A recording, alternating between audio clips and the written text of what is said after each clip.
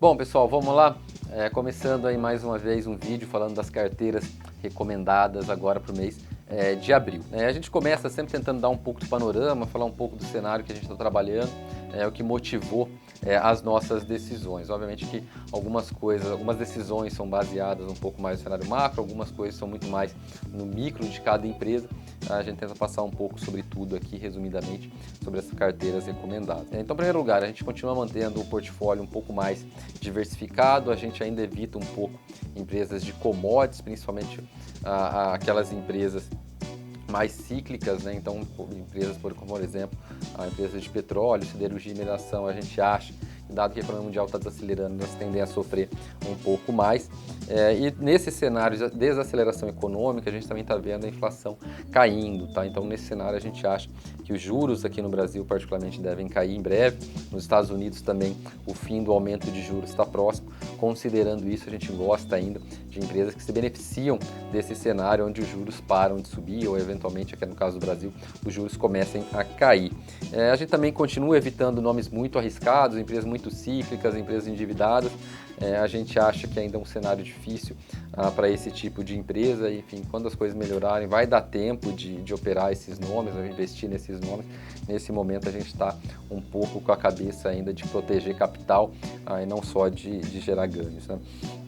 Outro ponto que chama atenção aqui do pacote fiscal, isso vai ser uma tônica do mês de abril como um todo. Nossa visão é que o pacote é bom o suficiente se ele fosse aplicado essencialmente do jeito que está no plano. O problema, como sempre, está nos detalhes, né? Então, no fundo, é um pacote que deixa muito espaço aí para ajuste, para não se cumprir as restrições de aumento de gastos. Então, é isso que a gente vai estar discutindo ao longo do mês de abril. Então, a nossa visão aqui é uma cautelosamente otimista, no sentido de que tem um plano, é melhor do que nada, mas que depende muito ainda da evolução das negociações com o Congresso desse plano para ver como vai ser a aplicabilidade dele nos próximos meses.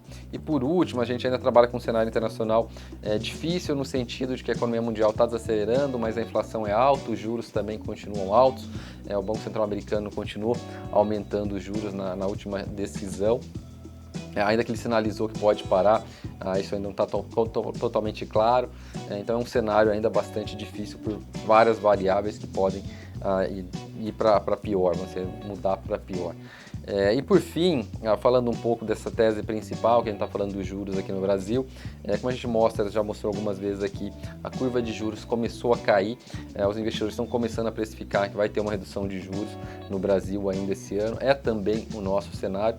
Obviamente que o risco aqui é só que as expectativas de inflação ainda estão muito altas, esse choque do petróleo que aconteceu agora no começo do mês tende a piorar marginalmente isso, mas o que a gente acha que vai ser determinante aqui é, primeiro, que preços das commodities estavam em queda, deve continuar não sendo um fator que vai atrapalhar muito a inflação em 2023, né? Diferente de 2022, que foi um ano que o preço de commodities subiu e acabou gerando mais inflação.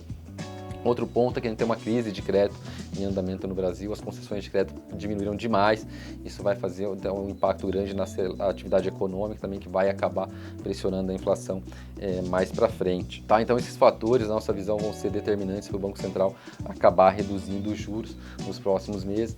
Como eu falei, até a gente gosta também de investir na renda fixa, dado que os juros ainda estão altos e o próximo passo, na nossa visão, é um corte da taxa Selic. E por último, assim, o resumo desse cenário que a gente acabou de passar, de economia desacelerando, a inflação muito provavelmente caindo, dá para resumir isso nesses ciclos de mercado e a gente divide isso em fases. Então eu deixei aqui um slide que mostra um pouco isso.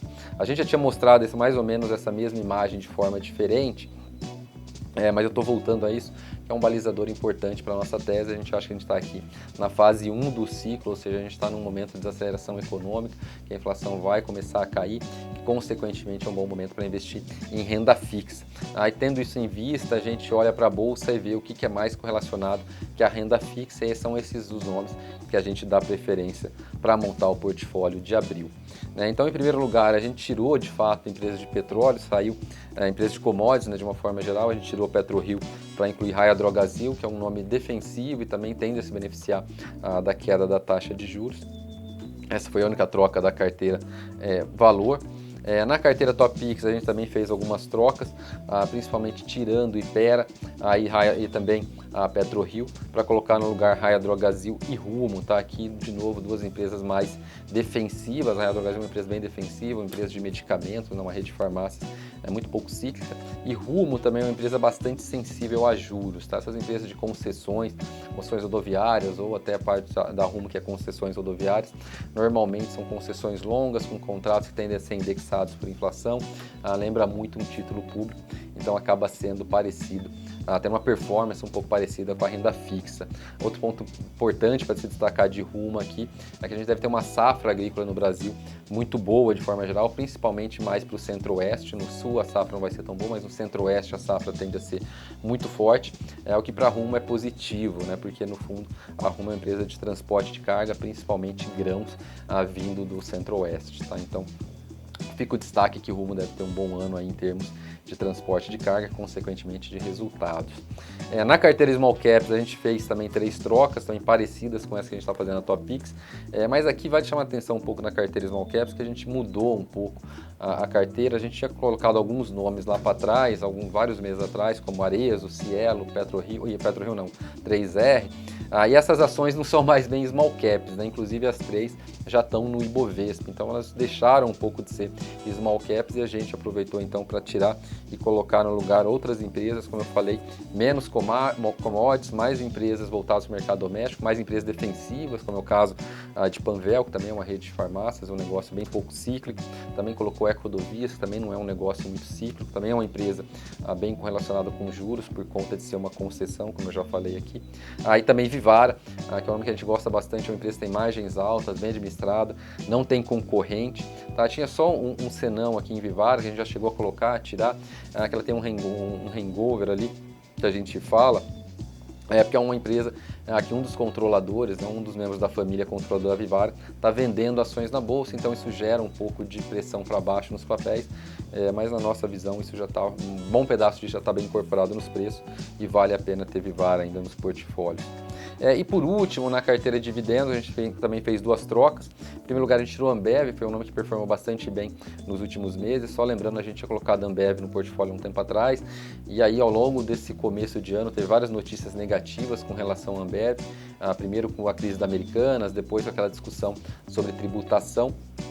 A Ambev recentemente superou tudo isso, começou a subir, chegou num nível que a gente achou que valia a pena trocar por outro papel. A gente colocou no lugar Metal Leve, que é uma empresa que tem dado bons resultados, tem uma expectativa de pagar um dividend yield de mais de 10% esse ano, então fica aí o destaque positivo para Metal Leve, como um nome que a gente incluiu na carteira dividendos. E também tirou Energias do Brasil para colocar a Engie. A Energias do Brasil vale chamar a atenção que ela foi alvo de uma oferta de aquisição, tá? Então o grupo controlador da Energias do Brasil propôs a fechar o capital da empresa, ou seja, tirar ela da bolsa, pagando um prêmio de mais de 20% sobre a cotação dos papéis. A ação subiu esses 20% ou quase já no mês passado. Então a gente achou que a melhor decisão era tirar Energias do Brasil do portfólio e colocar no lugar Engie. É uma outra empresa do setor elétrico, também defensiva, que tem um dividendo razoável, não é tão grande, mas é razoável, aí mantém um pouco o perfil da carteira. Então é essa mensagem que a gente tem para esse mês. Se você gostou desse vídeo, não esquece de deixar o seu like e também de nos seguir nas redes sociais.